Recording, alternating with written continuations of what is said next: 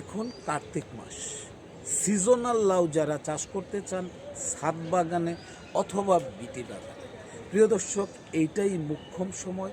ইতিমধ্যে অনেকে সিজনাল লাউ চাষ করে ফেলেছেন, লাগিয়ে ফেলেছেন।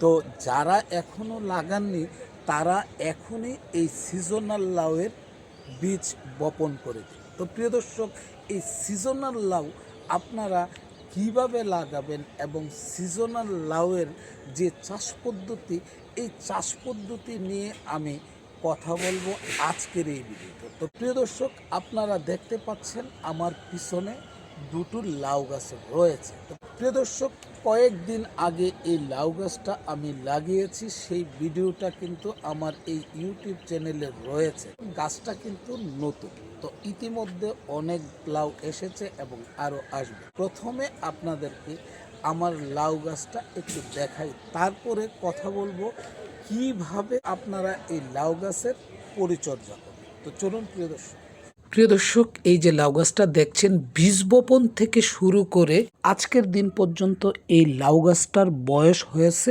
36 দিন। আপনারা খেয়াল করলে দেখতে পাবেন আমার লাউ গাছটা কতটা সতেজ এবং কতটা সুন্দর হয়েছে, এবং লাউ গাছটা কিন্তু অনেক বড়ও হয়েছে।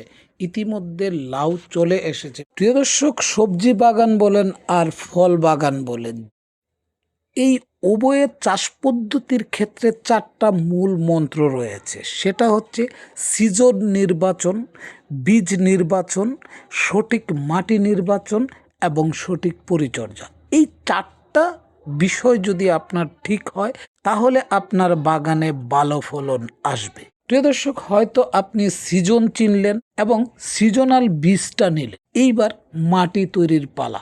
মাটি কিভাবে তৈরি করবেন?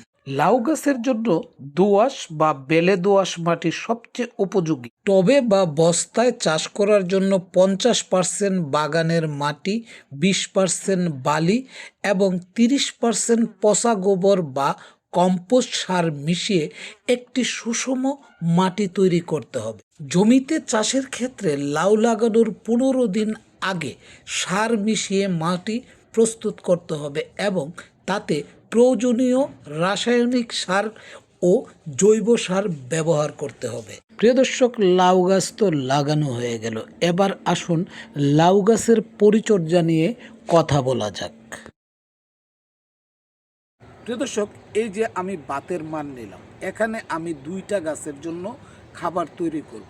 এই যে মগটা দেখছেন, 1 মগ পরিমাণ একটা গাছে দিবেন। প্রিয় দর্শক, লাউয়ের চারা করার পর এই চারাটা যখন কোনো টবে আপনি প্রতিস্থাপন করবেন, এই প্রতিস্থাপন করার ঠিক 18 থেকে 20 দিন পর আপনি এই একটা লাউ গাছের জন্য এই যে মগটা দেখছেন, এই মগে 1 মগ খাবার তৈরি করবেন। 1 মগ খাবার গাছের গোড়ায় চতুর্পাশ দিয়ে ঢেলে দিবেন। কিভাবে তৈরি করবেন আমি আপনাদেরকে দেখাচ্ছি। প্রিয় দর্শক, এখানে আপনারা দেখতে পাচ্ছেন বাতের মার। এই বাতের মারের মধ্যে আপনি একটি গাছের জন্য 40 থেকে 50 দানা ইউরিয়া এটার মধ্যে মেশাবেন। এমওপি সার মেশাবেন 2 গ্রাম। এরপরে প্রিয় দর্শক দেখছেন সরিষার খোল। এই সরিষার খোল মিশিয়ে দিবেন 1 মুঠ পরিমাণ। দেখেন এখানে আমি মিশিয়ে দিলাম। খাবারটা কিছুক্ষণ এখানে রেখে দিবেন যেন পানির সাথে এটা গলে যায় এবং লিকুইড হয়ে যায়। লিকুইড হওয়ার পর প্রিয় দর্শক, এইটা আপনি বিকালবেলায় গাছের গোড়ায় প্রয়োগ করবেন। সকালবেলা কখনো প্রয়োগ করবেন না, কারণ সকালের পরেই রৌদ্র আসে, রোদে হয়তো আপনার গাছটা নষ্ট হয়ে যেতে পারে, যেহেতু এখানে ইউরিয়া সার আছে। তো প্রিয় দর্শক, এইটা সবসময় বিকালবেলা আপনারা প্রয়োগ করবেন। প্রিয় দর্শক, এই তো গেল লাউ গাছে প্রথম ধাপে খাবার দেওয়ার বিষয়। তারপর প্রিয় দর্শক, 1 মাসকে 3 ভাগ করে প্রতি 10 দিন পর পর লাউ গাছে খাবার দিতে হবে, এবং এইটা করতে হবে লাউ গাছ যতদিন বেঁচে থাকে ততদিন। প্রিয় দর্শক, লাউয়ের অধিক ফলন পাওয়ার জন্য অধিক পরিচর্যা করতে হয়। লাউ গাছ মাচা ওঠার সময় গোড়া থেকে অনেক শোষক সাহা বের করে নিতে হয়। লাউ গাছের গোড়ার দিকে ছোট ছোট ডালপালা হয়, সেইগুলিকে শোষক সাহা বলা হয়।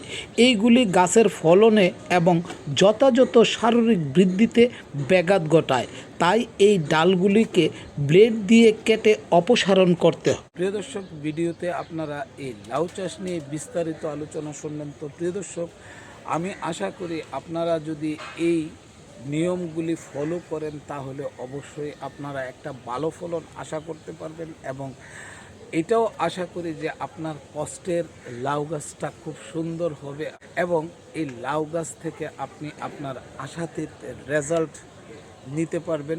তো প্রিয় দর্শক, আজকের এই ভিডিওটা আমি এখানেই শেষ করব। দ্রুতই ফিরব নতুন কোনো ভিডিও নিয়ে। ততক্ষণ পর্যন্ত প্রিয় দর্শক, আপনারা ভালো থাকুন, সুস্থ থাকুন আর নিরাপদে পথ চলুন। আল্লাহ হাফেজ।